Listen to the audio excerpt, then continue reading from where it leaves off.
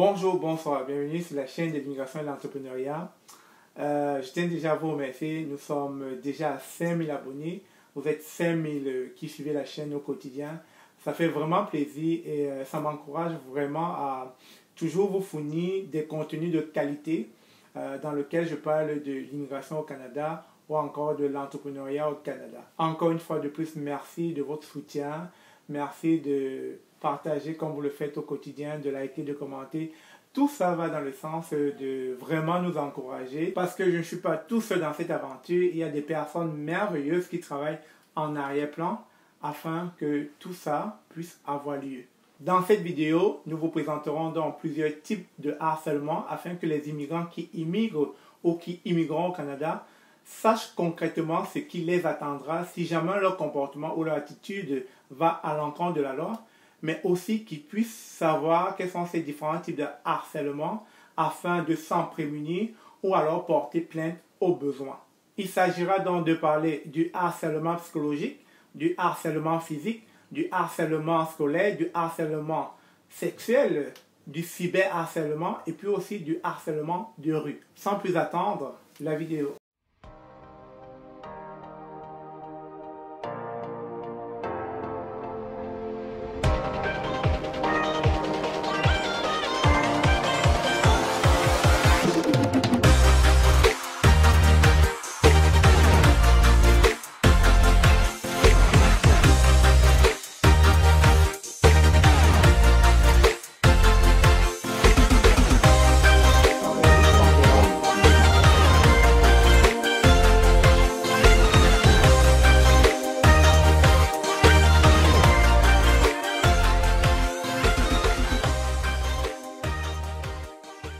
Bienvenue sur cette chaîne, mon nom est Stéphane Chouapi. Ici nous parlons d'immigration et d'entrepreneuriat parce que nous sommes certains que les informations fournies vous aideront à bien préparer votre projet d'immigration au Canada, mais surtout de bâtir une communauté noire économiquement forte autour de l'entrepreneuriat.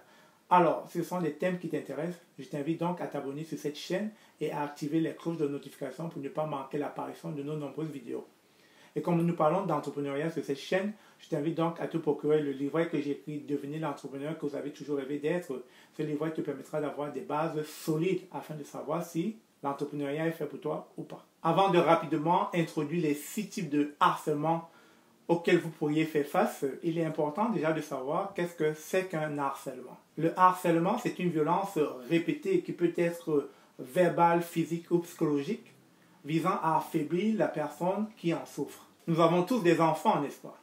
Nous allons commencer par le harcèlement scolaire. C'est le type de harcèlement le plus répandu, ou du moins dont on parle le plus depuis quelques années, car on en a enfin reconnu qu'il ne s'agissait pas que de jeux d'enfants. Le harcèlement scolaire consiste en tout type de maltraitance ou agression psychologique, verbale ou physique menée à bien au sein de l'école, mais pas forcément dans les salles de classe.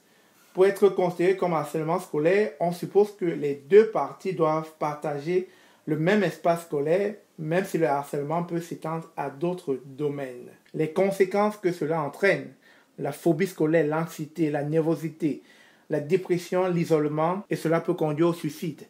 Le deuxième point, il s'agit du harcèlement psychologique ou moral. Dans ce cas de figure, le harceleur essaye de porter atteinte à la dignité et à l'intégrité morale de sa victime. Le harceleur a une influence négative sur sa victime via le mensonge, des propos diffamatoires ou encore en déformant tout simplement la réalité. Il peut très souvent arriver que la victime elle-même ne s'en rend pas compte, que c'est un effet répété ou cumulé qu'à force de recevoir ce genre de propos, que la victime finisse par réaliser qu'elle se fait harceler. Le troisième point, le harcèlement physique. Dans ce cas de figure, il s'agit de poursuivre ici de manière constante et invasive sa victime contre sa volonté.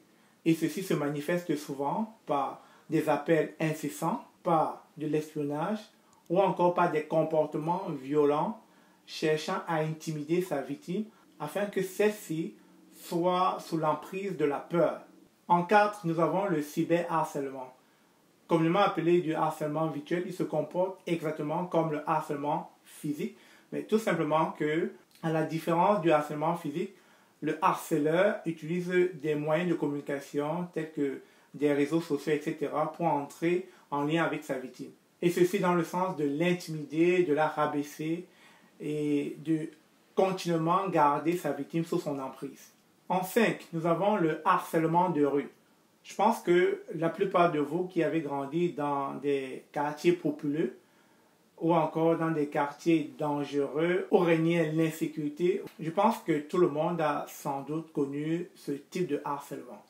Que ce soit les jeunes filles ou certaines femmes qui se mettaient en avant, ou encore des personnes à part entière, des personnes qui avaient une différence purement physique, contrairement aux normes sociales. Et donc, ce genre de personnes ont dû être victimes de ce type de harcèlement au niveau du sexisme, au niveau de la race, au niveau de la malformation physique, etc., dans le but d'intimider, dans le but d'influencer, dans le but de se moquer. Et comment se manifeste donc ce type de harcèlement de rue? Vous allez très souvent avoir affaire à des sifflements ou encore à des commentaires sexistes, à des insultes ou encore à des propos désobligeants visant votre personne ou encore votre orientation sexuelle ou encore la personne que vous êtes. Bref, je pense que chacun de nous a eu à subir une fois ce type de harcèlement de rue dans sa vie, soit en étant visiteur ou en arrivant normalement dans un nouveau quartier, ou en se faisant siffler par un groupe de personnes inconnues, ou encore en se faisant insulter pour je ne sais quoi, etc. En 6, le harcèlement sexuel. Dans ce contexte, il s'agit d'un comportement intimidant ou de contrainte de nature sexuelle. Vous allez très souvent vous rendre compte que si jamais vous arrivez ici et que vous vous mettez à travailler, etc., et qu'une jeune fille ou bien quelqu'un avec qui vous travaillez vous sourit au visage, cela ne veut pas forcément dire que cette personne est intéressée. Et donc, par mégarde ou par mauvaise interprétation, on peut se sentir visé, on peut se sentir interpellé par ce sourire.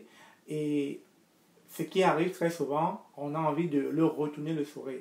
Et le retourner, ça peut être de manière à faire de beaux compliments sur la personne, sur ses habits, sur son parfum, sur la couleur de ses yeux, ou bien sur sa coiffure, etc.